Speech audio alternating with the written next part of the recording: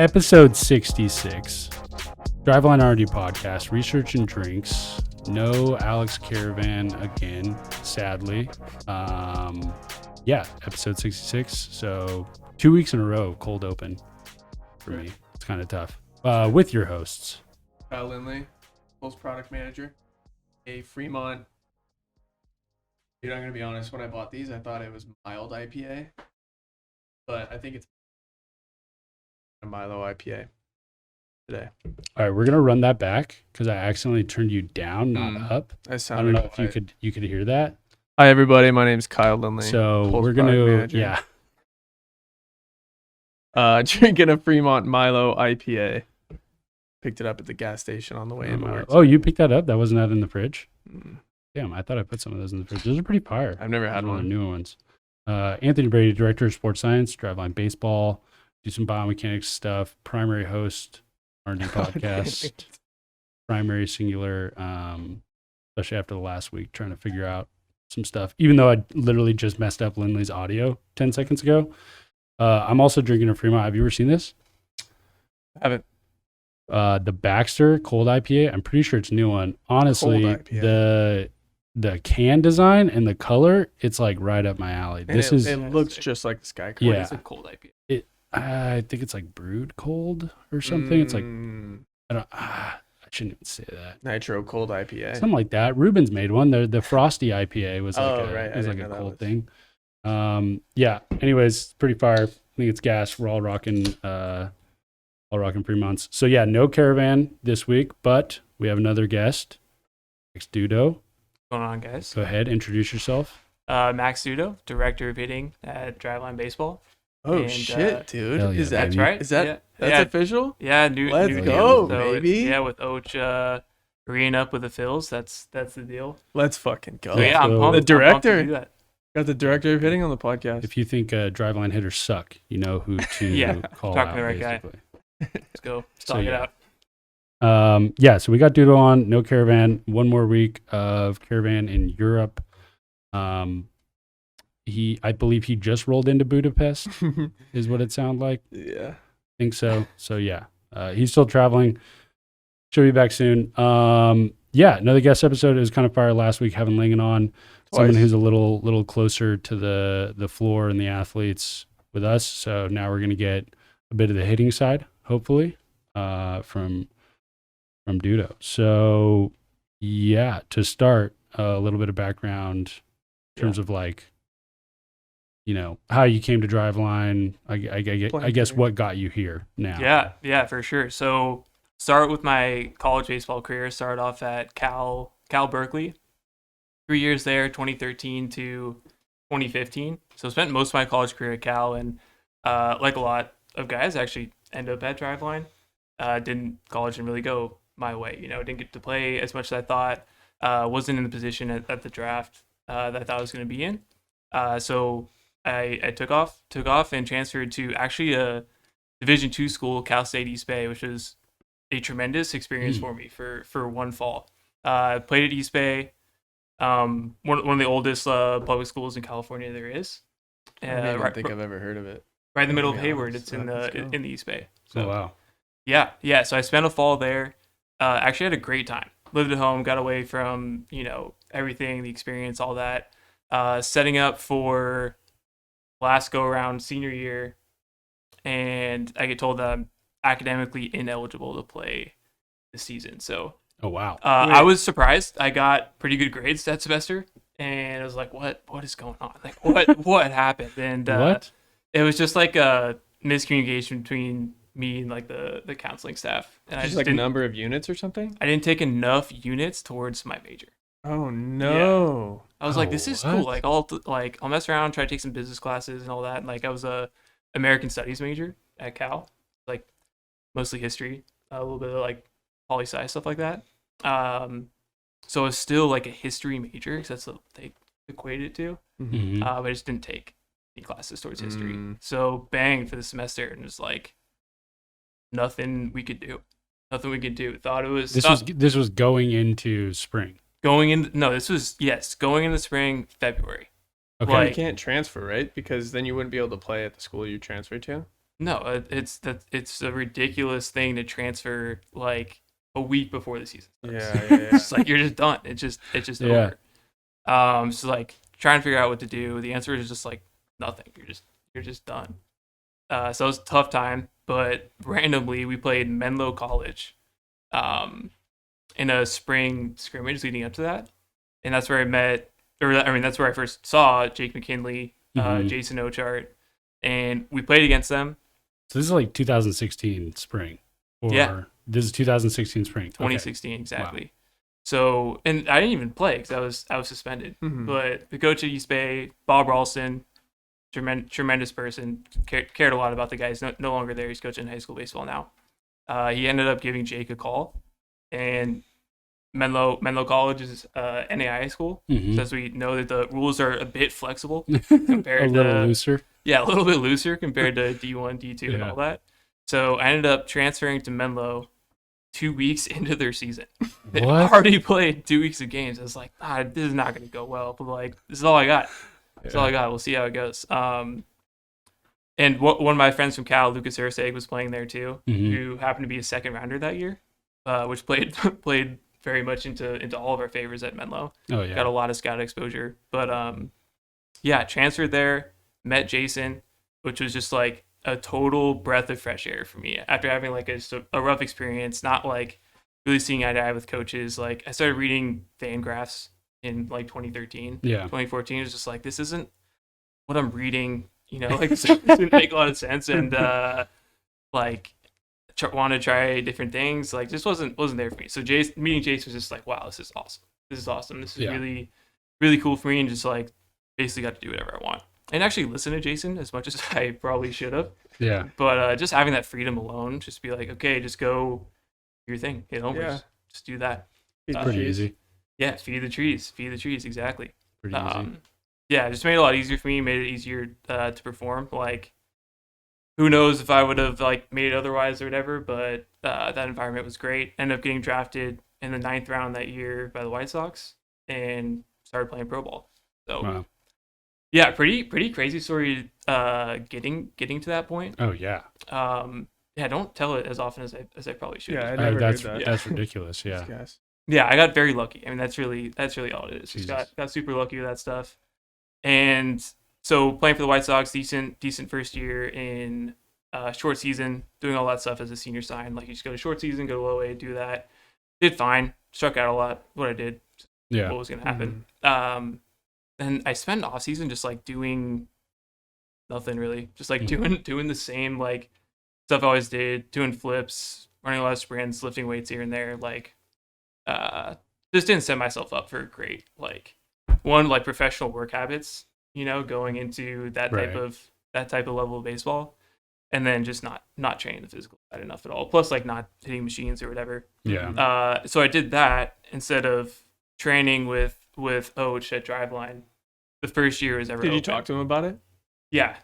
Talk to him about it, and it's kind of the same story we get here. Just like, I don't have the money, like don't have a place to stay. Just like Because that would have been winter of 2017, 2018, Yeah. right?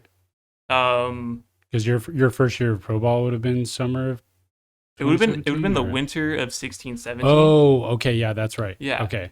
So that proceeded into like Yeah. just like performing terribly in the next year. Hit like under 200, whatever. Like got plenty of at bats, got an opportunity to play, didn't, and yeah, like most senior signs or players like that when that happens, like you have an off season to go and train and like figure it out. Mhm. But they mostly just like cut you in spring. Yeah. But where that led me to was Driveline the year after that. So getting to meet Ochart, going through all the training protocols, actually training like game like for once. Actually like really focusing on the physical side too. I think one of the biggest things I learned a ton about how important it is to be more physical than your competition. Like I think that's a big thing. Gained a bunch of weight, gained a bunch of exit velo, played really well in spring training, and just it was over. Not to anyone's like no bitter feelings there at all. It's just how it goes. Played a year of indie ball and kind of like forgot a lot of that stuff. Like didn't have a way to stay on top of my swing, stay on top of the physical side. didn't really work out there either. And Yeah. I was actually gonna play again going into that year, but came back to Driveline and started coaching, and just immediately fell in love with that and just took off. So Yeah.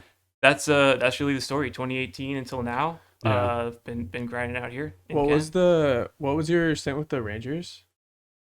Right. Yeah. So that off season where I started coaching, got a call from the Rangers, and this is like kind of in the beginning of, I guess, like Moneyball 2.0, just like player Right. development phase. Like people starting to hire a lot of new coaches, stuff like that. So I kind of got wrapped up into that. I started posting stuff on Twitter, as I started coaching, and kind of got an opportunity with the Rangers because of that.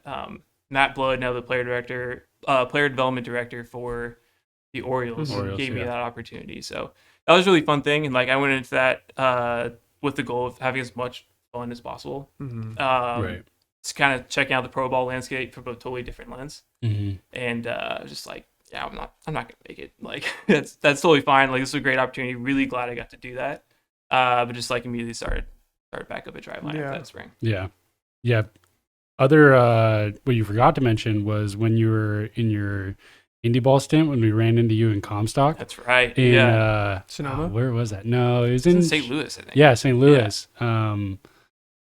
Who was you playing? Because we went there originally to see a buddy that I went to college with, Carnal Leadholm. He was pitching for.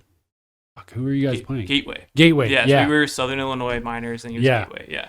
Yeah. So we went to a Gateway game. This was it was like right after. It was a crazy road trip where we went into Notre Dame, did some assessment work with Notre Dame, then drove down to St. Louis, and we were doing like one of the on-site tour stops in St. Louis, and we went there, and I remember we were like an infamous tour stop. Yeah. Oh, that one is very infamous for some wrong reasons. We were like walking out of the stadium, and I think it was like Joe was just like, "Hey, that's Comstock. Hey, that's Dutto right there." We were like, what's going on? They were like, "Oh, what's up, guys? How you doing?" You played on the Miners? Yeah. I didn't know that Comstock played on the Miners. I thought he was on Sonoma for. Yeah, he was on that Sonoma wow. team, and it's just like tearing up the league, just like dominating. And somehow this works in the indie ball world. Like you get promotions by going to like another league that's supposed to be like a little bit better. And Frontier League like happened to be that team. Miners is like a pretty well known team out there. So Dan like got a contract for them, which was just like raking. Yeah. In that Sonoma league. Yeah, that was wild. Pretty funny too, because then we like crossed paths a bunch at the Rangers complex, like a ton of times too. Oh, right? yeah. Just like like we'd be walking around going to set up like the cameras or something, and you would just like roll by and be like, "Oh, it's Dutto." Yeah, It's just like saw you all the time, just Yeah. wherever the mocap lab was going. Yeah, we would like just fresh running into you. breakfast in the morning. It was that was weird. Yeah. Yeah. Yeah, that was a staple for sure. Yeah, yeah, that's crazy. So, yeah.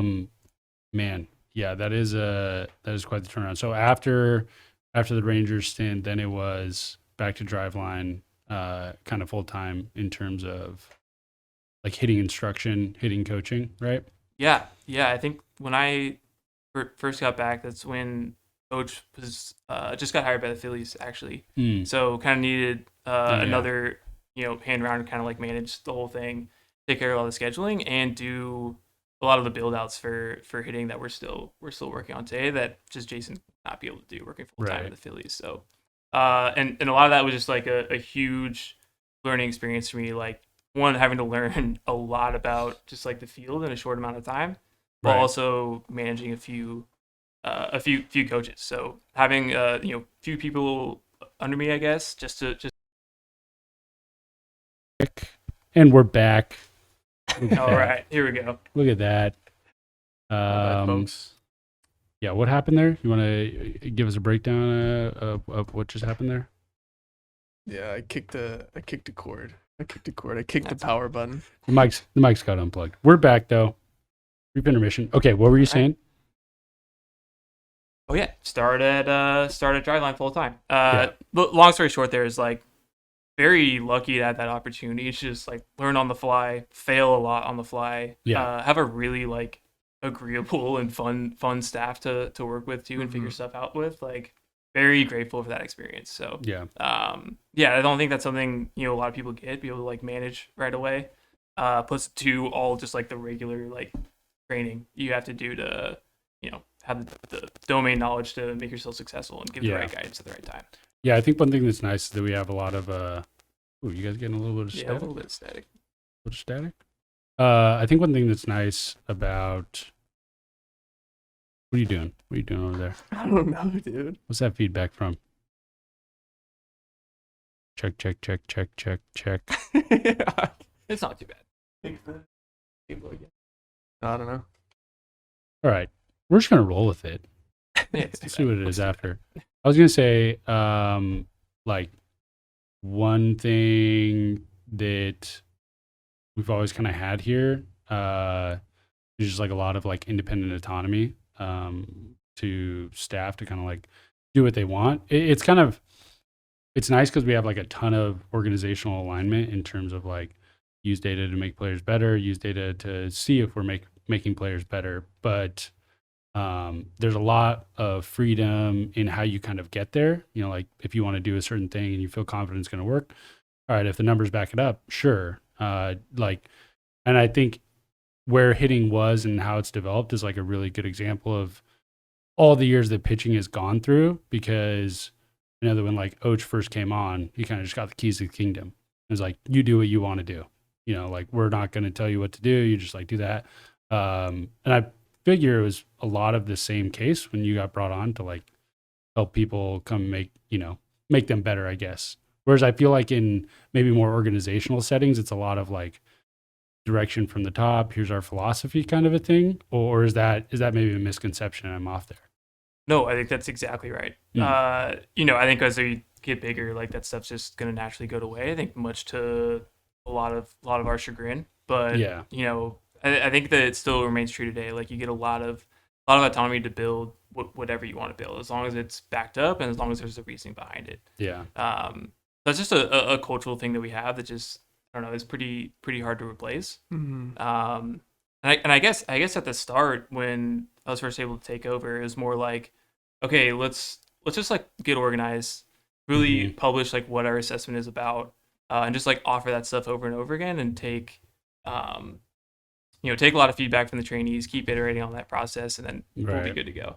And then what it transformed to was like, we're just kind of coaching guys and we're using the data-driven approach, but it's a bit slow because we don't actually know like what's going on with hitting, right? Like, what matters to hitting. So I think that was what like 2019, even up to like middle of 2021 was about, is like really finding what our hitting KPIs are, if you will, and what matters to hitting performance. And I think we're just That's like a good point. Yeah, I think, to me, it was like bat speed early on, right? Like we were doing bat speed training and all that stuff. And then is that just like, it was just very centered around that. And then we were searching for like a more holistic approach to hitting, or like what was the difference between like before that time where we got our KPIs figured out and then the like approach there versus the approach afterwards?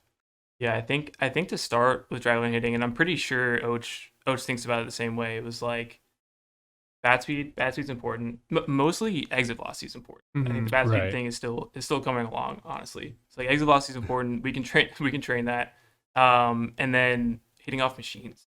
Hitting off machines is a big thing that like 3 or 4 years ago, you didn't see a lot of hitters in their off season actually training off machines. You can see a lot of like pros actually doing that. A lot of T work. Yeah, exactly, and that's still pretty prevalent. But I think that's the biggest thing that, especially Ochart, did a really good job of promoting and just like normalizing in the hitting community. So that was the first two things, and it's just like, all right, we got that. Let's keep going. Let's keep pushing and really find what matters. Yeah, that's interesting. It is kind of like, even though pitching here specifically, we had like so much time to develop things, gain an understanding of what kind of matters, we still followed a pretty similar trajectory on the pitching side and on the hitting side at kind of the same time, of just like, okay, bat speed and exit velocity are really important. That's like the raw thing that we can like impact right away. Velocity really important now. And now it's sort of like, you guys almost got more of a head start on the other end of like, okay, what are the other aspects that really come into it in terms of like, approach, bat to ball skills, things like that.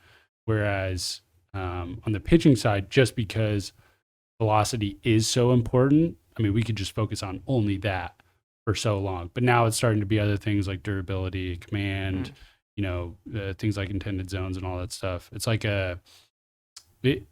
hitting is just so much harder. It's just like so much more complex, I feel like, when I look at the problem of it. It's also probably because I just don't hit. So I don't like the domain side of that. I definitely lack there. But the idea of pitching training, I mean, back when I went through it in 2016 and like, doing stuff early on in 2017, it was so easy. It was just like velo board, number up, good. Number down, bad. That's like it, Now there's a lot more stuff like pitch design. We're trying to like exhaust every resource. But I guess it's interesting that hitting is still kind of like fighting that fight of bat speed and exit velocity, I guess. Or is it more bat speed? It's more bat speed than exit velocity is what that conversation is. It is pretty hard to explain. I mean, like, I definitely agree that we've had a head start in training the complete hitter. Yeah, for sure. Which I think pitching is like, has kind of intuitively, but not exactly like push as we like push like, bat speed, bat to ball skills. So yeah. Just like this, that's what it is. But that is also why I think the bat speed stuff is slower to come along.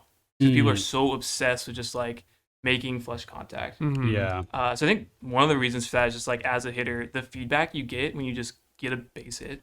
Yeah. It's just so like it's so good. Like That's no matter true, blooper, whatever, it's just like that was fantastic. I love baseball. I want to keep doing this, whatever. Like that's it. And that doesn't always mean you swing fast or hit the ball hard. Right. Yeah. Or what about just like making like pure contact?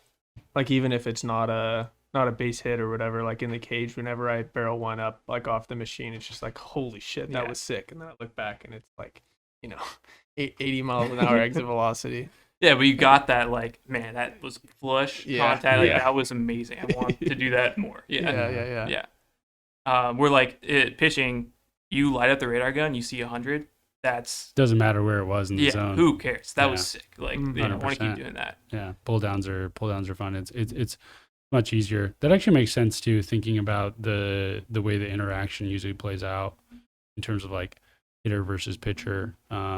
It's just so much harder to succeed as a hitter relative to a pitcher. You have to like do so many more things to succeed, whereas like on the pitching side, I mean, you can just pump gas through a hula hoop and you're going to get a lot of guys out, Yeah.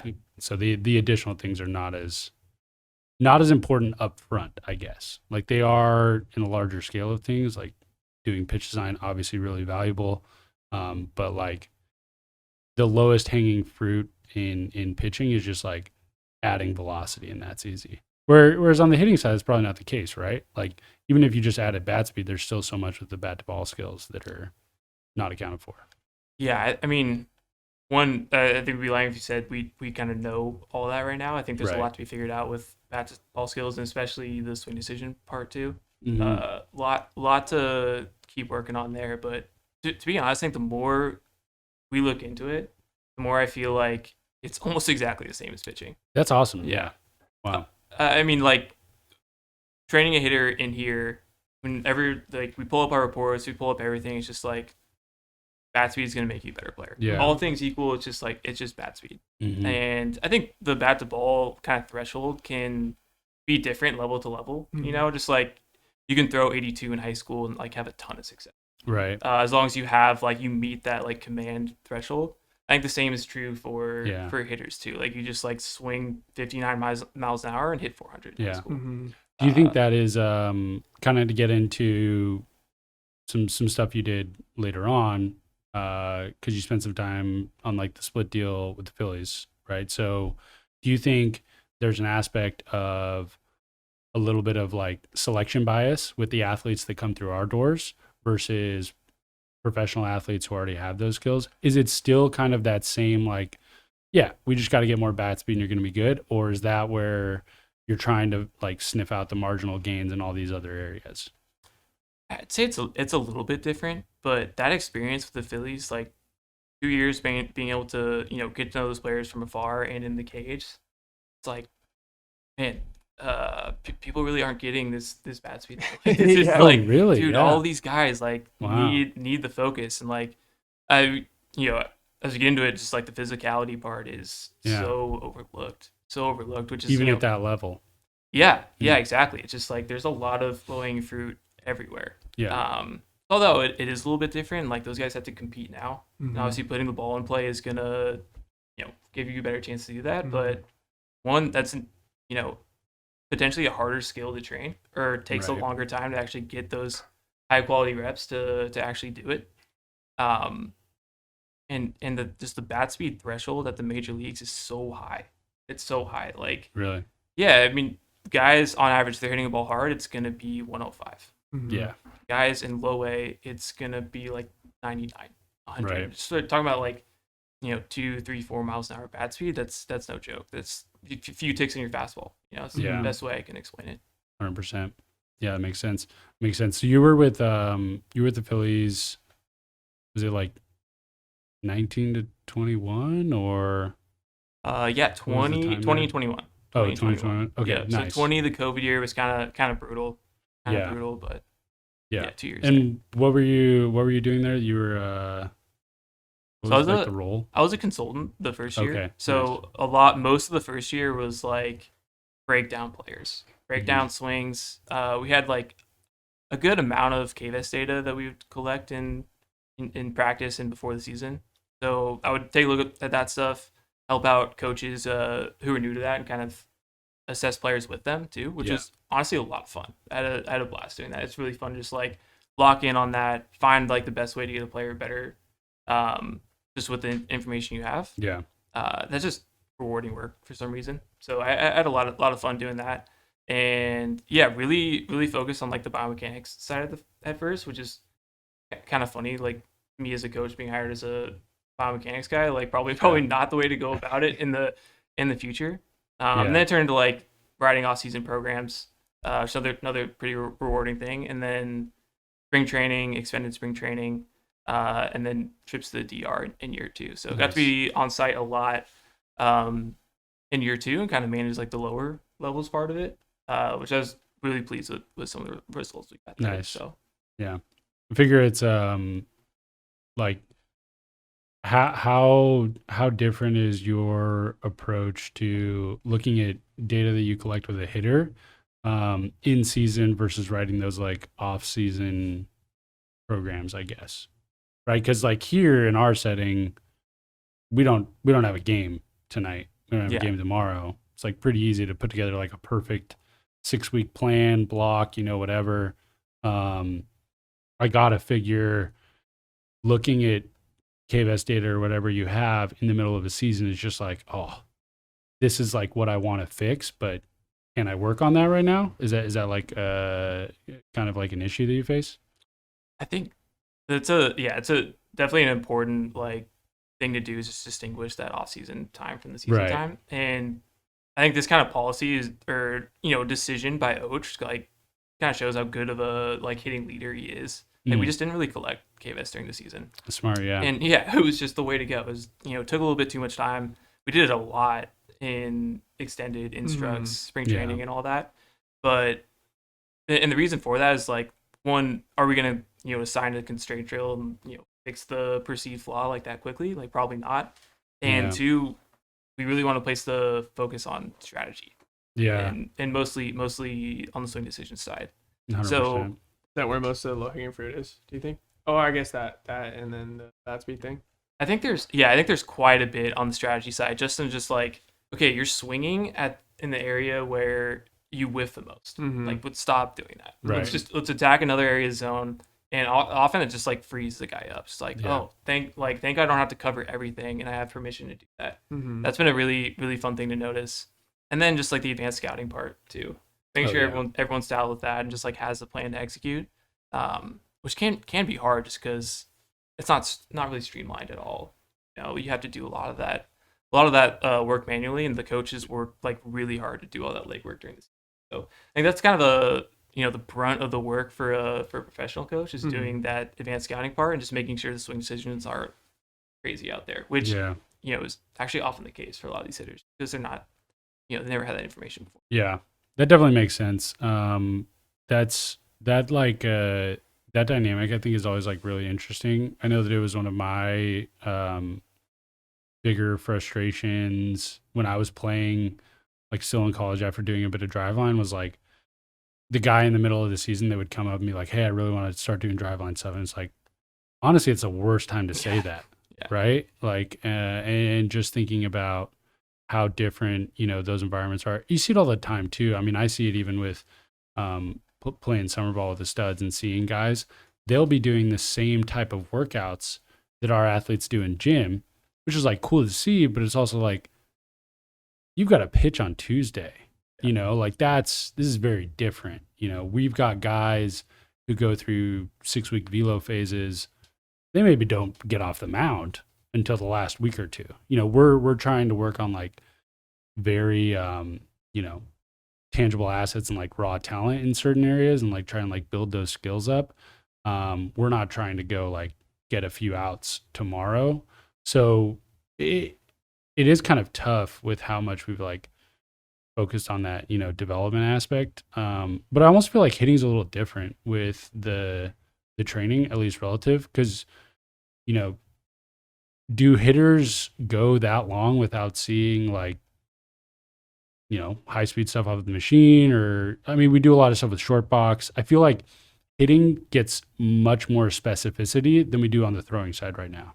You think is that on or off there? No, for sure. I think that's true. Like, and it depends on what hitting circle you're in, right? Like, if that machine's not your thing, yeah, you're not gonna see that stuff. If you're in an org like the Phillies and Coach is your coordinator, yeah, you're just gonna see it every day. Yeah.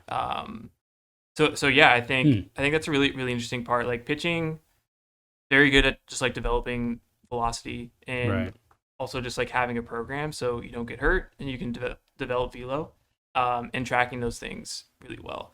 I think what hitting is getting better at, and actually I think most people have this dialed, is like, get off the machine, make sure you're not just like completely wasting your time with BP and flips and all that.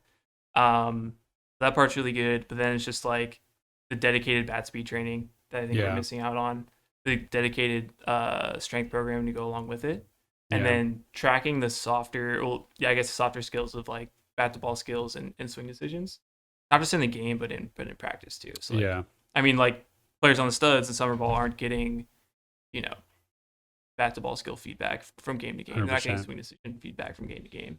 But and there just is a way to do that, It's pretty that's like it's a really interesting dynamic to me, how on the pitching side we almost like try to get people off the mound as quick as possible to do like a velo phase with like pull downs or other stuff, and then on the hitting side it's almost like we're trying to direct them more towards as close to the specificity of the game as much as we can. And you kind of mentioned it. Do you think there is like opportunity for growth on the hitting side for like bat speed programs that don't spend as much time on maybe like high speed machines? Or do you think that's something that's like needed to still be involved there because of the context of like how they compete? I'm imagining like seeing a Bryson DeChambeau workout where he's just fucking walking up and whacking it like bat speed pull downs. Like there's a ball. Today. We'll see what you guys posted. Let's go. But like a ball and a tee, and you just walk up to it and fucking just like swing out of your shoes. Yeah. That type of thing. 100%. Really, yeah. That's definitely how I visualize it. And like, those guys do a great job of promoting it. A great job of it, and it works for him. Like his gains are insane off the tee. So, and he's able to do things in in the actual on the course that are like nobody else can even like attempt because of it. Yeah, exactly. Yeah, the things it's done for his game is ridiculous, and like obviously his methodology is working pretty well. So I think hitting as a whole, like, that to me is the thing that is going to be normalized pretty soon. Is the high intent bat speed training, just because. With Hawkeye and all the tech we have out now, there's just like, you can't avoid it. Like, you can't not see how important bat speed is. Like, everyone's just gonna know that. Every team's gonna know it, grade for it, draft for it, etc. So like, that incentive will just like naturally trickle down to lower levels and all that. So I I think that's the area for the most growth on hitting. And also I lately been starting to think about it in terms of, how you would train teenager with an S&C, right? Like you go Right. really hard for 6 months, 12 months, and you have this like a base of strength and athleticism that's going to carry you for a while. And that Yeah. like makes it so much easier to work on the skill side later in life, later in your career. And you don't have to spend all that time like taking the DeChambeau hacks, Yeah. and doing like a 6 to 8 month program in our gym training bat 100%, speed. yeah. So That stuff like just sticks with you for so long. Like getting really challenging yourself to like rotate and move well outside of the context of the movement. I mean, I think personally, yeah, that's what I like learned and got like really in my feels about with like a lot of the training here mhm. was, I mean, yeah, just I never threw off the mound. Like the first year in 2016 in the summer, I threw off the mound twice, and that was it. Everything else was just trying to throw the plyos harder, trying to pull down harder, all of that stuff. Like I was just trying to see outside of the context of being on a pitching mound, how fast can I move and produce velocity out of my hand with all of these different implements and constraints and stuff. And then, going through those experiences and like training and develop those, I mean, that made it easy to just like, do things that I do now, which is like take a year off, Yeah. not do anything, but it's like still there. Yeah. Like I still have that, and can like take it over. There definitely was a point, and I know that on the pitching side, that was always like a criticism we faced of like transferability onto the mound, into the game, that kind of stuff. But man, you got that raw skill down. It just stays with you. It's so much harder to lose that. And then I think it transitions more into like the pitchability, a lot of the softer skills that you were talking about on the pitching side. I'm sure it's the same on the hitting side as well, right? Yeah, I mean, again, the more I look at it, the more I think it's the exact same thing. Yeah. And I think that experience you just described, just actually trying to move everything as fast as you can, Mm-hmm. actually just training to throw hard for an extended period of time. Yeah. I can't put a percentage on it for how many hitters have that experience, but it's a handful. Yeah. A handful. It's just not a thing on the hitting side. I mean, it 100% carried over into my, like, I mean, I can, you put me in live ABs, I'm getting rocked. Yeah. I'm getting rocked. But I am very down to just put a ball on a tee and try to swing as hard as I can. And a lot of like that feeling and being able to do that comes from my training on the pitching side. Just like that 3-month stint in 2016 where it was just like, get everything out of your body that you can and try to like keep those numbers on the velo board going up. Yeah. I think about it the same way when I went to Northern Colorado and like guys were hitting the ball off the tee and I just like stepped in the cage and was like trying to rip it as hard as I could and could put up like decent numbers. Granted, I'm going to get destroyed by any machine over 60 miles an hour, but the I feel like the raw skill there, it goes beyond pitching, hitting. It's just like that rotation aspect and, increasing that output that you can, right? Yeah, for sure. I mean, yeah, an incredible experience to have, like, as you go and like do more research, build all these systems that we're building. Mm-hmm. And then for us, just trying to like actually do like the sales and marketing job to, make it a thing on the hitting side. And so you said, it's just a requirement. It just puts you in a position to like work on the softer skills, work on the, the fine motor skills, I guess. I think it's so interesting thinking about that as like an arc over your career. Like you start out when you're younger, it's probably advantageous to get physical, get strong, get fast, and then you can just like stop changing shit for a while and get good at the skill, get good at pitching, get like better command. Like we don't need to like, I'm kind of convinced, obviously it's a theory, not a lot of people have quantified command development, but like I'm pretty convinced that if you just throw a million pitches and you're not changing something like meaningful, you're going to get better at command. Like you're going to get a better, if you're like, if you're paying attention to it, you're measuring it, you're giving yourself feedback, whatever, you're going to get better at it if you get reps in. So like being able to do that for a while. But then the interesting thing to me is at some point it like flip flops, right? So for the people who have like lasted to the point where they're like 30, 35 and the still playing baseball, it's like, okay, you've been doing this skill thing for a really long time and now you're starting to like physically decline a little bit. Now we kind of need to flip flop. Yeah. Because we've had a lot of those people, right? They come back into the gym Yeah. and they're like, they don't typically like train for velocity in the off season or whatever because they like don't really need to. They're physically, they have it, you know? And when that starts to degrade, it's like, okay, I got the skill part down still. I'm getting better at like more skillful as a pitcher, more skillful as a hitter. Now I got to get back to like making sure my physicality can like be maintained. Like, Are you calling me out right now? No, Is that what you're doing? yeah. You're saying, I you're saying, feel fat right now. yeah. Are you saying no. physically I'm regressing and that I need to be focused? Is that what you're saying right now? No, not at all, dude. No, but no, I'm seriously just talking about like 35-year-old like veterans, people who have been doing it for a really long time. It's like it's inevitable that you're like not gonna be able to maintain the bat speed you built when you were fucking 22 and maintained or whatever. Yeah. Yeah. I wonder if there is. I was just trying to. I agree with you, and just trying to think it through. I wonder if there is a decent amount of selection bias though within that, or survivorship bias with that, right? Because I mean, certainly. If you're still doing it at 30, 35, you've probably got the command at the softer skills side of it very dialed. And I wonder how many players, I guess, like are lost to that never just got over that, like they never reached that like getting the skill part down. I mean, For sure. I definitely do think that it's trainable. You just need like some good feedback for it on that end. It's tough for me to understand how much of it isn't trainable and it is like cognitive, psychological. Just the Y word and how that's always been like my personal like holy grail of wanting to figure out, because that was like the worst thing I faced was just like that feeling of being on the mound and just being like, I can't throw a strike here. Like I have no shot at putting this where I want to put it, and I know what's gonna happen, like and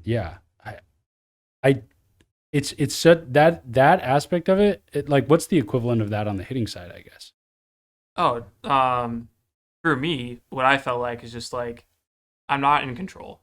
Right. If I get a hit, this is luck and just like whatever genetics I have right now. Like I'm just gonna run in this ball and like so that's Elvis feeling. It's kind of the same thing. So it's just so interesting, like how far we have to go on the simple side of that. Of just like getting the high quality reps, getting the feedback, and just tracking it. You know? Like for me as a player, like that's the thing I just didn't have.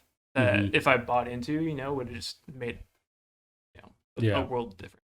Yeah, like I think command and those like softer things that we're talking about for sure trainable, but it's like there's this aspect of just like mindset, the cognitive side, whatever you want to call it, that like that isn't like a continuous thing. That's either like a yes, no, and if that's like messed up, it doesn't matter. It doesn't matter what kind of command training I do. But I mean, I also feel pretty biased in that when like I feel like my mindset shift around baseball was my mindset around my relationship with baseball and how I felt about it. That shifting was what changed like that aspect of my game, not necessarily training it, I definitely think there are aspects of it that can be trained and improved. So I'm actually pretty excited to get on the mound in the next couple of months. And Langan just wants to do a whole bunch of like intense zones tracking with me and see like how it kind of progresses. But I feel like, how much of research or developments in that area could be muddied by a guy who's just like, he's just shipped up out there. For sure. You were talking word. whiteboard. Yeah. As a personal Dude, whiteboard. Gordo, I was basically saying that at one point, and Gordo and Buddy were like, "You just gotta say it, dude. You can't let it own you. You just gotta say it. You just gotta say it, Siebs." Yeah, dude. You were talking about having the feedback.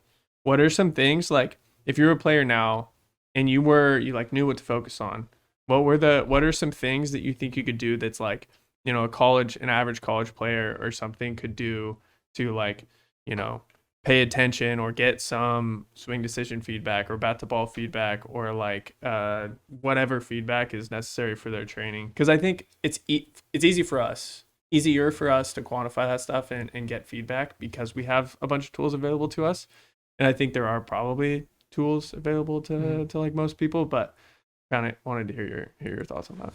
Yeah, for sure. I mean, it's hard to do without plugging like some of our tools, you know. But I guess to start, it's not super complicated. Just like have to break it down a little bit and get past, like, as a college player, you know, someone who's really seeking this stuff out, just getting past that feeling of like my swing's messed up or whatever is messed up, I'm playing bad, and just like break it down. Just like if you are swinging and missing too much, you need to track that in practice. Like it's not super hard, right? After an inner squad, just like count it, think about what happened, go back, adjust, right? Same thing with like if you're chasing a lot, you just have to care about it a little bit. Wow, yeah.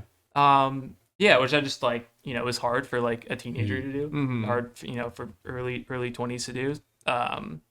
So like it's where a data-driven coach kind of comes in. Yeah, but Wow, that's really it's interesting. not like you're like something's wrong with your swing all the time if you're like not doing well. But yeah, I think there's definitely an aspect of that. Yeah. for sure. That's really interesting. I mean, I very much remember like all the position player guys and hitting guys, like whenever something was going wrong, they're always going back to like side view videos of, you know, when they hit a bomb or something, they're like, yeah, I see what I'm doing here, like with this movement kind of thing. But the start of that conversation and comparison should have probably been around like kind of like more approach stuff that you were saying, like what was the pitch in the first place, where was it, and like why did I even swing at that in the first place, you know, where it's more just like, oh, look at what I'm doing in this swing, like mechanically. Sure. I like, definitely, I think a lot of coaches get that concept, you know, like you hear it a lot, like don't talk about your swing until you evaluated what, you know, the quality of pitch you swung at. Oh yeah, stuff like that. But still, and honestly, this is the biggest thing I think that we fight, driveline hitting especially, is just like the obsession with video and breaking down mechanics. And like that's on the pitching side too, for sure. Well, it's like I love it.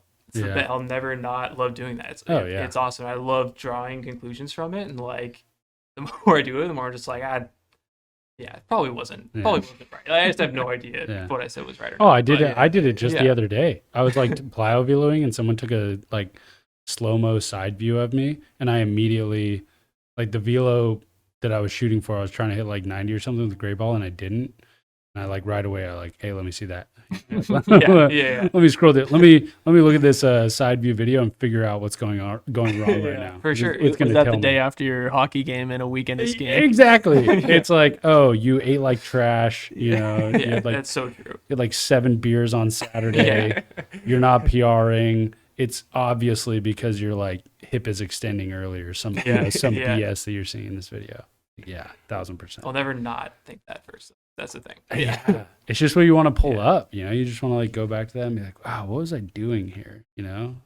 No, for sure. But I mean, like, again, back to just the thing that's hard to sell and like market about it. It's just like video's good. Yeah, you know, biomechanics data, great. Force plate data, great. Like, make sure there's an outcome attached to that actually matters. You know, like no one cares how much force you're putting in the ground unless it is leading to the stuff that matters in hitting, you know. I mean, like that's probably a bad example, but you know, whatever, posture for hitting or you know, upper body posture throughout the swing. Like who cares unless like you're actually missing pitches thrown away and we need 100%. To like bend you over the plate a little bit more or something like that. Like I think that's where kind of the disconnect can be, where it's just like fix the swing for the sake of fixing the swing. And for some hitting coaches, just like making that player happy right now versus really attacking like what's the performance actually look. Yeah, I mean, it makes sense. That's what you want as a player. you know, you go into those scenarios or sessions, like you're looking, you want to find out what's wrong or be told that something is wrong so you can like work on it and adjust it, you know? But the movements are just way too dynamic, you know? I mean, we've seen it on the pitching side. It's like every type of model of mechanics that we've ever tried to, you know, validate or say like, this is it. Like we figured it out.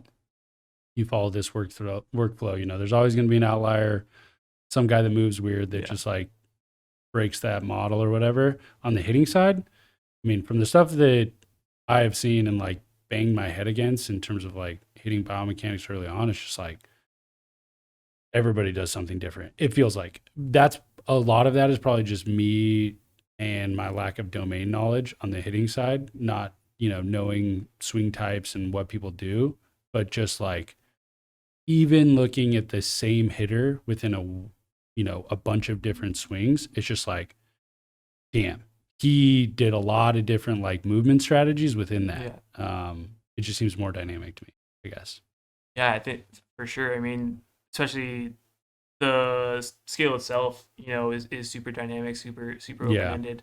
Like you said, to take a fundamentally different swing to square up a pitch up here than a pitch down here. Just like that's not a thing in pitching, you know, unless you're just like dropping sidearms for some reason. So I think that's so crazy. But I feel like I had never heard like when obviously didn't play. I played like up to high school or whatever, and I stopped hitting like sophomore year of high school. But I had never heard anybody talk about how you do need to move differently. You do need a different swing to hit different types of pitches. It was just like, no, this is the perfect swing.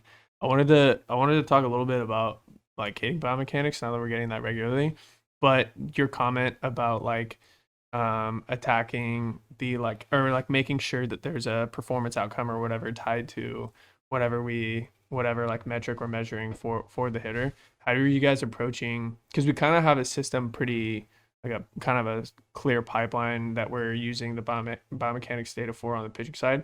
What's that now that hitting biomechanics is becoming more regular? What's the workflow going to be for like how we actually get that information to the athlete? Yeah, definitely probably top of my list on questions I want to ask you guys too, and figuring out, you know, how that's going to work down the road. But I mean, starting with basing it around like that big three paradigm, just like hitting skill, just like the bat speed, bat to ball skills, swing decisions part. Maybe more bat speed and bat to ball skills, right? I'm sure there's some, you know, takeaways on the swing decision side there, but if we can start with like, look, this move doesn't make sense for your bat speed, or like, you know, compared to the population, this isn't what high bat speed hitters do, or like, you know, guys in your weight and height range, stuff like that. Same stuff we do on the pitching side, and then what pitching doesn't have, like the command, you know, be able to get a head start on the bat to ball skill part, how you're actually meeting the center of the ball, the center of the bat more often than the other guy, you know, which also just points to like how important the bat path part of it is too, which I think adds another element to all the analysis we're gonna have to do. It's not just the body. Like we have a ton of we have this object that we're using to hit it. We're not just like, you know, hitting it with our hand like we are in pitching. Like we have to move right, and the bat has to move right. Yeah, exactly. Just complicates everything a ton. And as much as like I want to ignore it sometimes, I don't feel like we know much about it. It's just the thing that I feel like hitting coaches are going to look to in the future, you know, and like good coaches will use bat path and be able to adjust bat path like faster. I also want to plug Soteropoulos because his like constant content around like the different drills and everything, like the high T or like the low machine coming up to like fix like flatten out a bat path or whatever. Like this shit just makes so much sense. It just makes so much sense like in a physical world. Like just trying to get the bat to move in a similar like, you know, trajectory as the ball just makes so much sense, and it's not something that I ever like knew about like before this, and that's why I think that's why a lot of his videos are just super captivating to me. It's like this is like enjoyable to watch because it makes so much sense. Yeah, I'm glad you plugged John. His Twitter account's like it is fantastic for sure. You know, we can miss the outfits maybe. Yeah, I was about maybe we can chill with those. But all I the was about to say all the the- white fit Wednesdays. I enjoy it so. Yeah, man. But the technical hitting stuff is awesome. And like my favorite part of John's account is like he focuses so much on like the bat ball collision aspect of it. And like I think one, we're lucky to like have Edgertronic views and be able to get that like really granular look at it. And we're able to see how important that is. You know, just like how minute changes in bat path and swing mechanics are gonna throw you off. Plus like the interaction of just like the approach angle and everything. So I really like how he breaks down just like flush contact. Yeah. And then let's work back from there and train in a manner that makes sense for that skill. Yeah. He crushes that stuff. Yeah. Getting back to hitting biomechanics stuff, I think that in terms of like application towards not just like collecting biomechanics data, but like leveraging it, making it actionable, like you were talking about.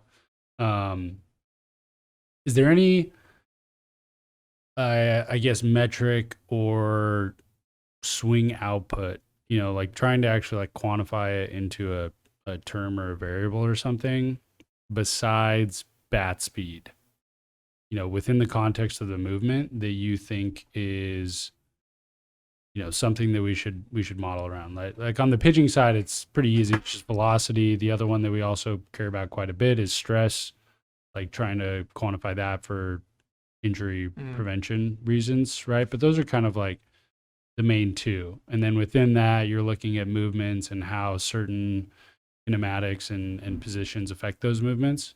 And on the hitting side, like, I mean, I'm sure the bat speed is going to be the primary one, but is there anything else, I guess, that you think of right away? Are we talking about just like bat path metrics? Or... Yeah. Well, like bat path metrics could be one, like Okay. Attack angle could be one. I guess like how the bat moves through the zone. Anything else though, like the biomechanics data that we get is just like everything that's happening in the movement. Is there some other KPI or quantification that we're trying to understand within the swing that we'd want to like model around? Yeah, I want to say the smash factor thing. Smash factor? That just is bat to ball skills, which we've talked about a lot. Oh yeah.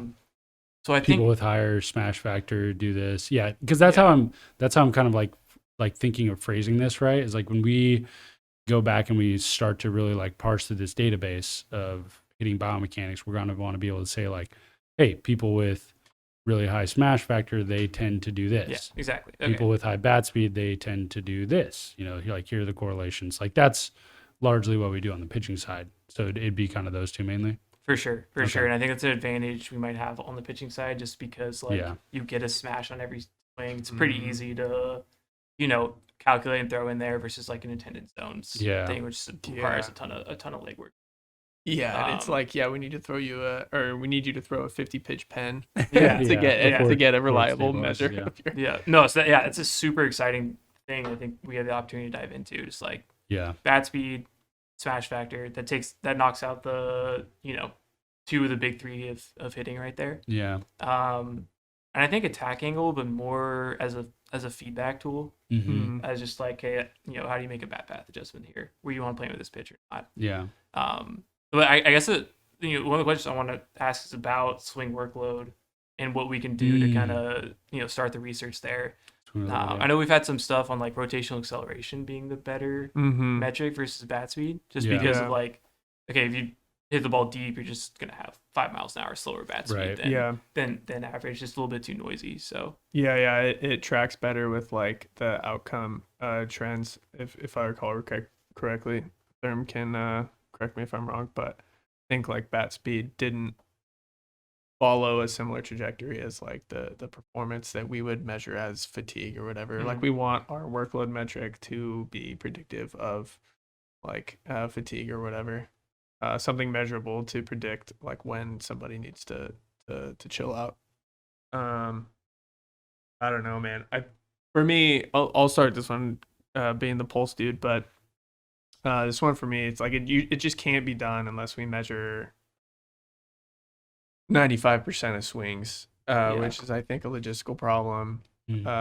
We talked about Pulse had a batting module previously, but we haven't really like made it super usable yet. We can do it with Blast or whatever, but like even if we just had a swing count, I think it would be pretty special to be able to have a swing count and then have some like try to relate that to some outcome measure. And I think that's the first like to do, but I haven't like come up with a good solution for that. I don't know if you have any thoughts on not as much on workload. I had when I was doing some of the initial like processing pipeline stuff on the hitting side, one thought that I had along these lines of like, okay, how are we going to take the data that we collect and turn it into like, usable stuff like we do on the pitching side? Because it's just so easy on the pitching side. You just throw up a scatter plot of like scat protraction of foot plan and velocity, and like the correlation is like this. It's like pretty obvious that is like very important, like that it's so easy to understand that. And with my like more limited understanding of hitting, I felt like a lot of times I was drawing on, old youth baseball camp coachisms or something. One thing that I did think about I'm just going to put it out there, and I'm ready for you to like eviscerate this as not being important. Hopefully I can return the favor in a bit. Yeah. But like one aspect of it was like, okay, understanding, if we're like, hey, hitters with really high bat speed, they tend to do this. Well, is there some kind of like hitters that go from their, the time between their first move and contact, or like when their bat is in the zone, that window being shrunk, is good, at least in my head. Because I've been thinking about, like, I feel confident I can go out and I can put a ball on a tee and I can just like Happy Gilmore terrible swing it, and like lace it over 100 miles an hour. But I get blown up by like a machine at 60 because my swing takes so long. And I don't know if that's like a normal problem that most hitters face, or that's just like me because I'm a pitcher and I'm so used to like fungos and all this stuff. So like some aspect of like shortening the time that a swing takes. Like how important is that? Because on the pitching side, not really that important. It's important when someone's on base and like you're in the stretch. But when you're in the windup, we're not, there's no one that's like really worried about how slow or fast you move. Whereas I feel like hitting does have a temporal constraint. Like hitting has a time constraint. You can't just like completely optimize swing mechanics for bat speed, because you might be optimizing for a swing that's too slow. Is that off, on?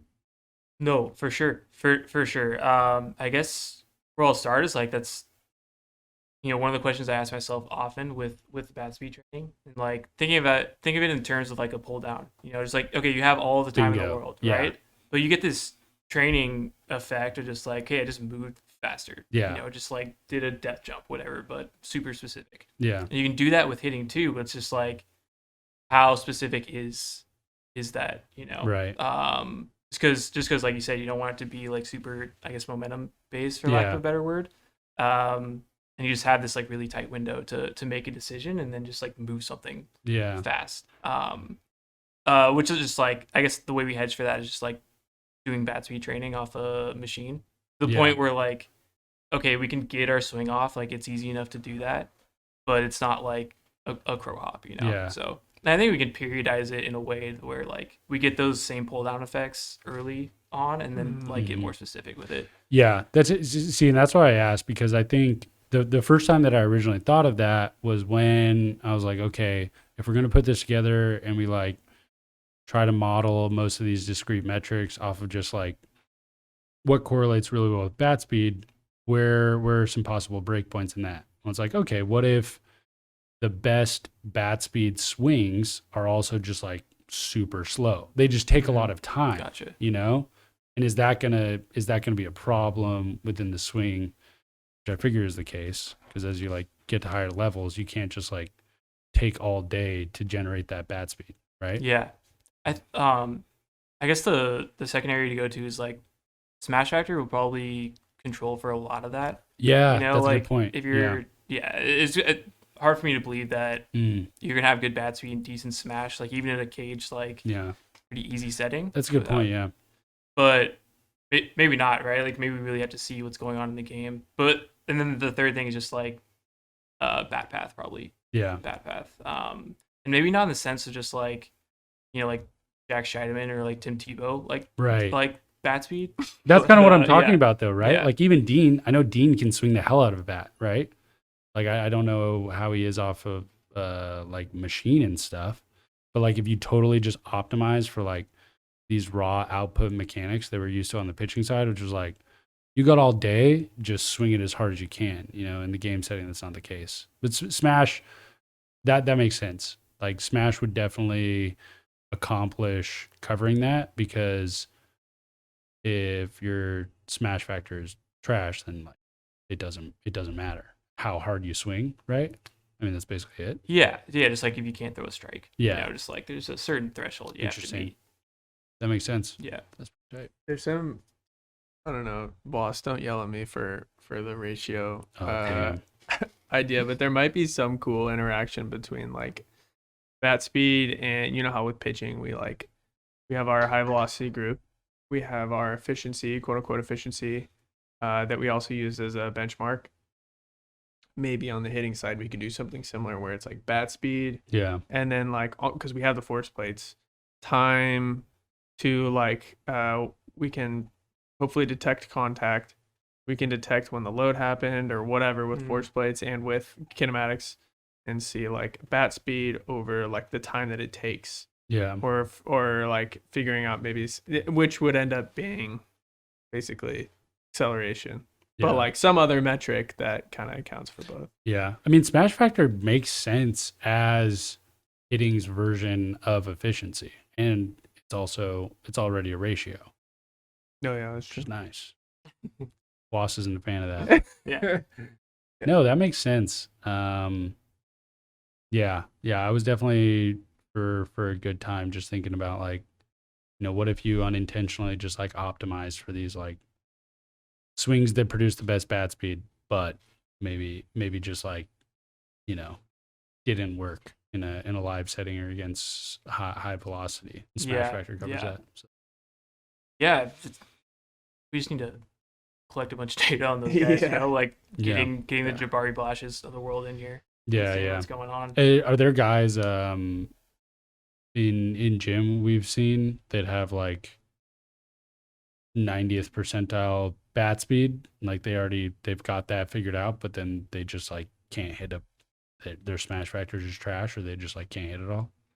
Is that pretty common? Or I mean, the guy that comes to mind, and like it can't say his smash factor is trash. He's not a bad hitter because he's an objectively really really good hitter and has performed well. But Joe Adele, who's been here for all off season, who has like arguably more bat speed than Ohtani. Really? Probably a better athlete than Ohtani. Like he's breaking our force plates for sure. Like if you watch him hit, just like it looks like he's just like can like jump out of the cage at any point. He's just like so athletic. So he has all the physical like aspects that you're gonna need for bat speed, like that we can measure.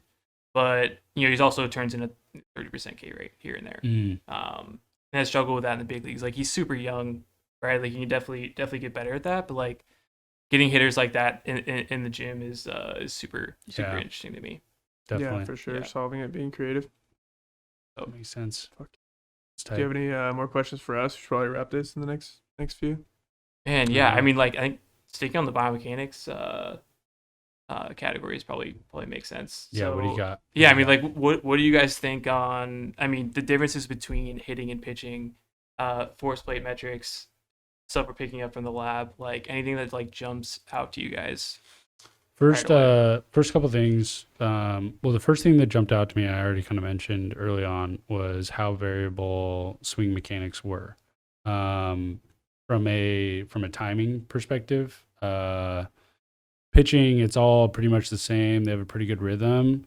And then I noticed on the hitting side, when like working that out, like the time between events was a lot more variable because like, a guy gets his foot down, but his swing isn't all the way started, I guess. Like it maybe takes a little later, like maybe he mistimed his like load or his stride, and then the swing happened. So adjusting for like those endpoints, if you just do kinematic graphs of pitching, foot plant to ball release, standard deviations and variance, it's super crispy. Like it's like not a lot of variance. It all looks kind of the same. Hitting, it's just all over the place because if you just do it around like foot plant or that kind of stride, I feel like there's either a delay or no delay, and the level of that delay could be big. So that was kind of one of the first things I noticed was like, we need more swings in a data set or a report on the hitting side than we do on the pitching side. Like on the pitching side, 3 is enough, 4 is enough, like I know other labs use 4. We typically just use like 3 fastballs. And even then, they're all still pretty much in line. On the hitting side, at minimum, I think we need 5. And I think we might even need more to get a really good like stabilization. Because not only does the time at which the swing happens changes, like within the biomechanics data we're collecting, but also, as you said, like the location of where it's pitched at or where it ends up, that then changes the mechanics of the swing, so trying to account for all those. I mean, those are just like the initial thoughts and differences I had on the processing end that we had to keep in mind. Movement wise, I don't even know where to start, honestly. And I'm kind of pretty psyched about that. Actually, one thing that I mentioned at the World Pitching Congress a couple of weeks ago, someone wrote in a question about like, they were asking about the traditional kinematic sequence. And they were like, do you think the classic view, the way that we know the kinematic sequence, maybe like hindered the field? Or do you think there's other aspects of the kinematic sequence or things out there that could be like really important in pitching? And like 1,000% yes. I think that the kinematic sequence is great, but I also think that a lot of early research in hitting, pitching, rotational biomechanics, all of that kind of like set the path and direction for a lot of stuff. And there's a bunch more areas that we could explore that maybe don't fit into that mold.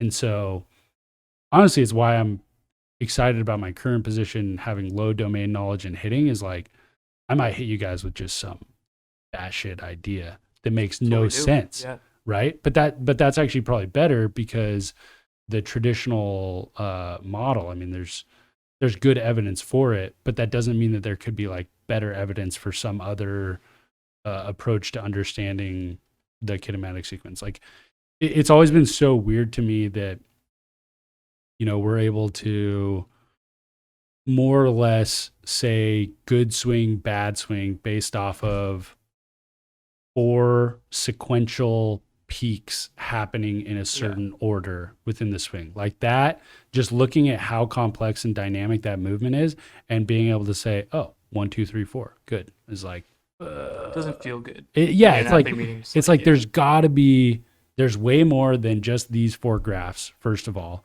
And there's way more than just like those being in order for us to be like, good, bad, So that's the stuff I'm more excited for, is like how deep we can go into the nitty gritty. And I think there's like, not to trash on the kinematic sequence or any of that, but like there is an element of just like it being so easy to understand that's why it's like really successful. Yeah. I think that's a big thing on the pitching side too. There are a lot more like important metrics and movement that you can't just describe in 2 words. You say kinematic sequence though, everyone understands that. Yeah. Like, oh yeah, I got to rotate proximally to distally. That's like very easy to understand. Tons of analogies out there that help understand it. But I think there are movement strategies that are quantifiable, that are just harder to explain, that are out there. And so like for me, I really don't know on the hitting side. And I almost don't even want to try to draw conclusions initially from other rotational movements. Like I'm pretty excited to go in and just like, let's see what the numbers say, and then let's try to turn it into something that is digestible, whether it is like a kinematic sequence type thing or whatever. Yeah. So Yeah. No, that's super interesting. And I feel like, I mean, so new with the biomechanics stuff still, like getting it out to coaches, making it mainstream is just like still a long way from that. So yeah, really, really interesting. I know this is an R&D podcast, but I was kind of looking for some conclusions, jump to some early conclusions for me on like the physical nature, I guess, of hitting versus whatever skill. Just give me some idea. You're saying like some like physical attributes in the swing. Yeah, I think, like pretty important. Yeah. What do you want to look at, or what are your theories? Yeah. I don't know. What do you have initially? I got one that applies to. I mean, it was inspired by your kinematic sequence thing, like an alternative, and I think it's like, is like applicable to hitting. About using, instead of kinematic velocities, using kinematics in positions. So instead of saying like your pelvis went before your torso, or your torso went before your arm because they peaked, like the peak velocities were in order, saying like your pelvis got to the proper position before your torso did, or whatever. And I think the way that we communicate with athletes is in positions, not in speeds. At least mechanically. With bat speed, obviously we talk in a velocity, but that would make things easier for coaches. Yeah. For example, connection and staying connected is like your arms not getting ahead of your like torso, right?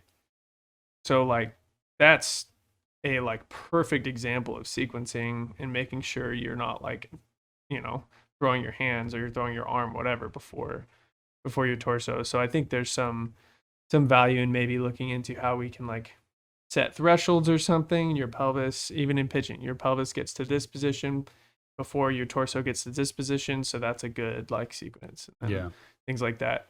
Because one, I think it makes more sense to me in my head and potentially more robust. And two, I think it's more digestible, like, in the grand scheme of things for the athlete, for the coach. Nice. Yeah, for sure. Mine are, ones that we've talked about before, known about for a while, like initially, are like local rotations versus global rotations with like torso pelvis stuff. I mean, that's pretty top of the mind. Rotational kinetic energies, accounting for the mass of something instead of just the rotation. But my main ones are actually, I don't know if you remember, but I asked Greg Rose about this when he was on the hitting podcast like a while ago. Like, one thing that I have always been really domed up by in hitting specifically, I guess it's pitching too. It's the whole like kinematic sequence interaction. Like, the first two segments make sense to me. Pelvis rotation, torso rotation. Like that makes a lot of sense. But then for the next movement to be elbow extension, and then after that it's internal rotation on the pitching side, like that's where I start to get the disconnect on the pitching side, where it's like, I understand that those conveniently peak in that order. But there are pieces of like how you're choosing the Z component here, you're choosing a Z component in a different card and sequence here, and now you're choosing like a Y component in a hinge joint or an X component, right? Like that's where I start to get slightly confused on the pitching side. But we also just never like nobody's ever out of sequence with their elbow and their shoulder. We don't even like we don't even like give athletes a metric around it. Yeah, it's almost like those all conveniently just work like that in the movement. Yeah. And but same thing on the hitting side. The difference in internal rotation and elbow extension is upper arm speed and hand or bat speed, right? Like those are the last two peaks in the kinematic sequence. So the thing that I was asking Greg Rose about was like, upper arm speed is a magnitude velocity, and so is hand speed. So it accounts for the axial rotation of the segment instead of removing it, which I've always thought is something that is like should be parsed out Because the of extra that rotation is equation. not like it's not projecting to Yeah. where the bat is actually Yeah. like the actual bat speed, like the speed of the barrel. Like imagine if you could have a higher bat speed if you also rotated the bat slightly, right? Bat speed is just a resultant velocity of this point in space as it's moving. But when you do magnitude velocities of like segments, not only is it how fast they move, but you're accounting for its rotation axially, which I don't think contributes to the bat speed, or thing, right? Like if I Like swing a usable bat bat, speed. if I swing a bat and it doesn't rotate axially at all at a certain bat speed, that should be the same as if it was rotating. But upper arm speed and hand speed for things like K-Vest, they account for that axial rotation. That's like a super nitty gritty thing, but also something that I think should be removed from that equation. Got one more. I was kind of more looking for like the scissor, the move. Is that the truth? Like, what's going on? Oh, Yeah, okay. For the coaches listening. That's electric. Yeah. That's electric. I got But, one more. Yeah, that was so very go interesting. ahead. Yeah.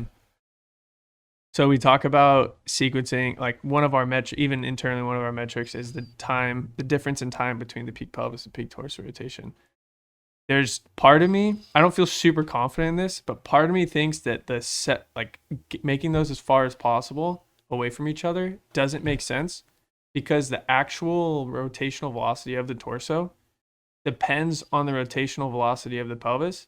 So like there's a part of me that's like maybe they should be rotating close to as fast as they can at the same time if like it increases the overall rotational velocity of your whole upper body. Yeah. Right? So if you separate them and your pelvis is, say you decelerate your pelvis all the way before your torso starts to peak velocity, that might be, your torso might be rotating at a slower like rate than if your pelvis was still rotating a little bit more.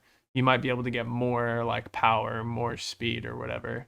And there maybe there's some trade-off with variability, or maybe there's some trade-off with like, I don't know, controller timing or something, but I don't know. That's always like been in the back of my mind that I haven't actually really looked into.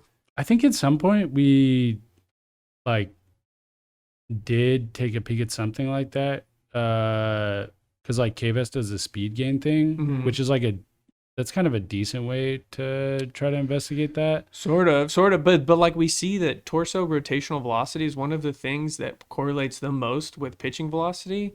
It's like with induced power analysis, it's been like the biggest contributor to elbow power, like all these things.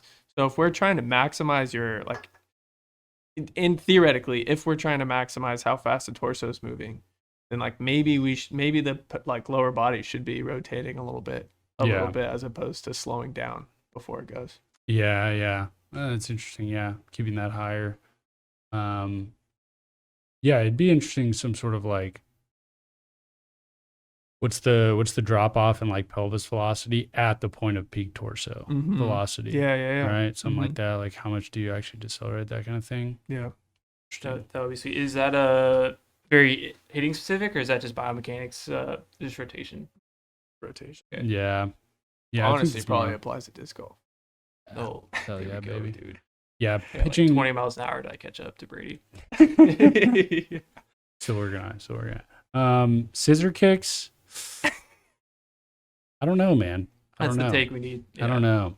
We should do a similar thing to what we did on the pitching side, where we like did some of the popular pitching mechanics like coachisms, where we did like linear versus rotational, quad versus glute dominant. That's the thing. Yeah, I need we to could know definitely these. do that. I need to know these on the Yeah. hitting side. Like I need to get into the Superdome, follow all the good and bad accounts, I guess, and just Yeah. get an idea of like what's taboo out Yeah. there right now in the hitting space. Because I honestly don't know. Like you say scissor kick, and I'm like, I've got a good idea of what that means. But I honestly I don't know practically. Yeah. how to swing with it. Yeah. Is like scissor kick one of the hotter topic ones? Yeah. It is a hot topic. Definitely out there in social media for sure. So just like how it shows up mostly is like the pelvis just decelerates really early. And It's like the it back just foot doesn't coming out. Yeah, Right? yeah. It just like doesn't get as many degrees of rotation. It's Mhm. like the upper body takes over. You have to turn the torso a ton. Mm. But the theory is like it's better for sequencing because you're like forcing the hit. Mm. Yeah, that's very interesting. It's like a direct like contradiction to like my little pet theory. Yeah. Um, Don't see It's exact opposite. that's sick. That's fucking sick. As opposed to like, I might be totally wrong on this. I'm not a hitting guy either, but like Harper's fucking pelvis is slamming open, like so much that like it like kind of rebounds a little bit, right? Yeah, for sure. Like that's one of the problems with hitting is just like you'll use Bryce Harper as an example of someone who's Yeah. use him as an example of someone who just like gets the pelvis open super early. Yeah. So like yeah, like and he won't rotate the back foot as much, Mm-hmm. right? It'll just like get to it and then yeah, like you mentioned the like pelvis recoil move, Mm-hmm. and the foot just goes like back to being flush flat on the ground. Mm. So he has that like appearance, I guess, but Yeah. yeah, That's a weird dynamic with hitting that I feel like I see all the time, and it's so easy. It's just like find the swing that fits your narrative, and then slap it on there. Yeah, dude. yeah. Like in pitching, I feel like so it's like sick. pitching mechanics are so consistent, more or less. That it's a little harder to do. It's like that's how that guy moves. But I do feel like on the hitting side, I mean, you could have two schools of thought tweeting out videos of the same guy's swing, just different swings of his on like different batted balls, and they're both like arguing the same point. Yeah. They're both like, yeah, see scissor kick here, see no scissor kick here. And it's like the same guy. yeah. I don't know. That happens. Yeah, that's crazy. What I find refreshing about like the pitching Twitter now and pitching social media now is like there's much more accounts that are just like here's Jordan Hicks throwing 103. Mhm. Like that's it, and that's a tweet, which is a great tweet that I want to look at. And there's no one on hitting that's just like here's Harper hitting a ball 116. Yeah. You know, there's like Craig Hyatt maybe Yeah. that does Yeah, that. you can look at it and try to make your own like Instead, they're just conclusions like, or whatever. that swing won't play. yeah. That swing's a big leaguer. Yeah. It was hit Uh, 116. Yeah. Yeah. Big leagues. it's not gonna work. It's Yeah. like, it's working. I think. Do we have time for one more Yeah, question? let's get it. Yeah. Okay. Your guys' take on just like the future of biomechanics, specifically like applying it to coaches. Like how do you see like with all the systems out there, markered, markerless, optical, whatever, what do you see it looking like, 5 to 10 years? But be it like metrics or technology, like Yeah. what do you think coaches can really benefit from? My take is kind of what it's always been at the upper levels, that there's this big wave in like elite athletes. So let's just say like above amateur, we'll just say pros. At the pro level, biomechanics is making this like wave of popularity, and everyone is seeing how it's implemented in more amateur athletes, like the way that we do, make it actionable, stuff we were talking about. Whereas I've always felt that at the elite level, at the pro level, the most valuable piece of biomechanics is just like a reference point. It's just like where you are, how you're moving. You are already clearly really good at what you do to have gotten here, especially in today's game. I think historically, you go back maybe 20 years, that's not the case.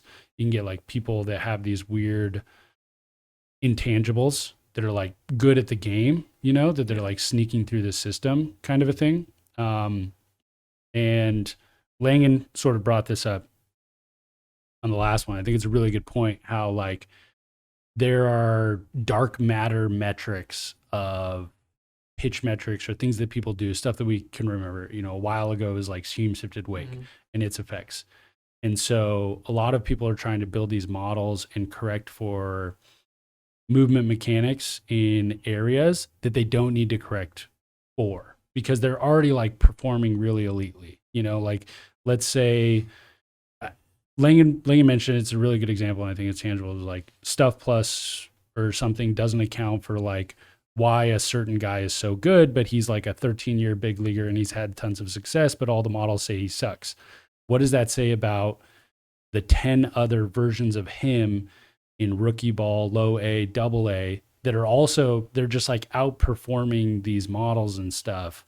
But they're just not going to be given a chance because it's like, oh, Step Plus is trash. There's something going on there, right? And I think that biomechanics right now is going to be start to utilized as this like movement optimizer, actionable data, let's make changes kind of a thing when it's so early on, especially at that level, there's not enough that we know that it's like, oh, we were trying to solve something that was never broken in the first place. So that's kind of my take, like 5, 10, 15 years. I think at the pro level, there's going to be almost a regression in terms of how actionable biomechanics is. And it's more just like understanding within the microcosm of each athlete, you know, within you, here's how you moved then, things were good, and we're just going to focus on that.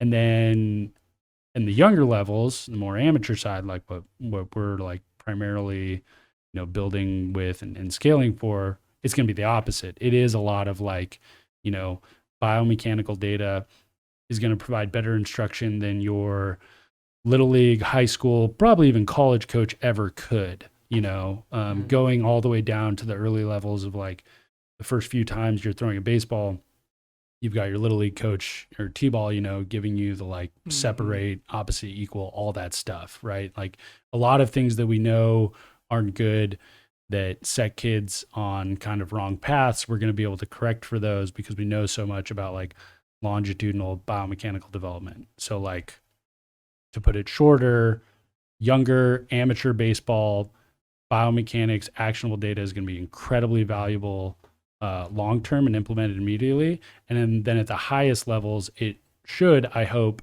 regress towards just measuring movement and not as much changing movement at the higher levels. Oh, that's fantastic. I think Yeah. that's Fantastic. Very fresh take on that. I think that's gas. I was gonna say something similar on the pro side.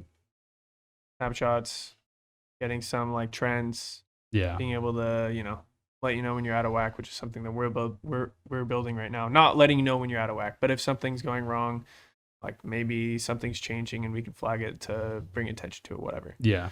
I think there's a really good point as well on the younger side. Like a lot of kids, I think their careers are, honestly, this is pretty cynical, but I think a lot of careers are ruined by bad coaches early, like young. Yeah. That like their bad instruction, and it's nobody's fault, but it like instruction that doesn't actually help develop an athlete, like kind of stunts them, and then they don't end up continuing to play.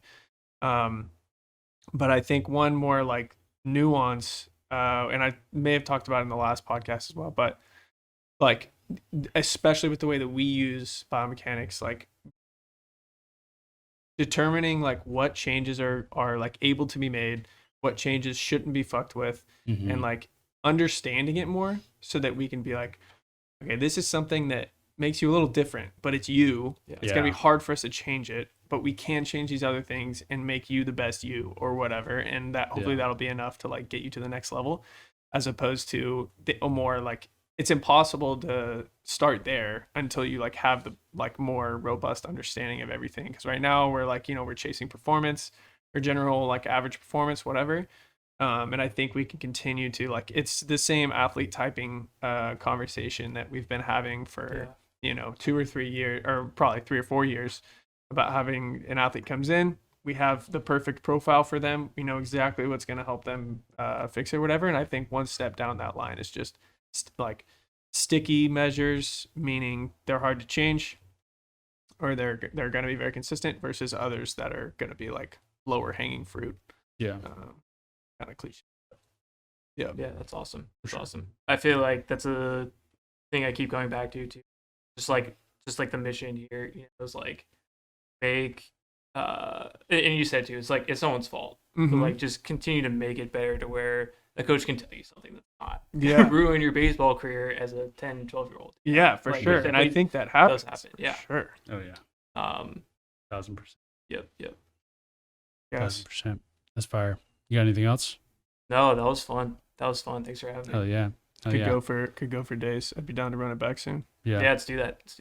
Yes. Episode 66.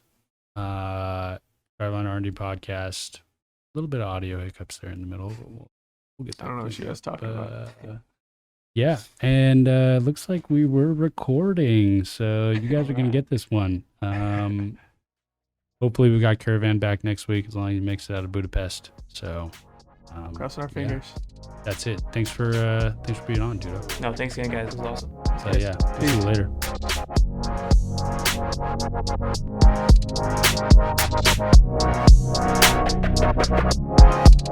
later.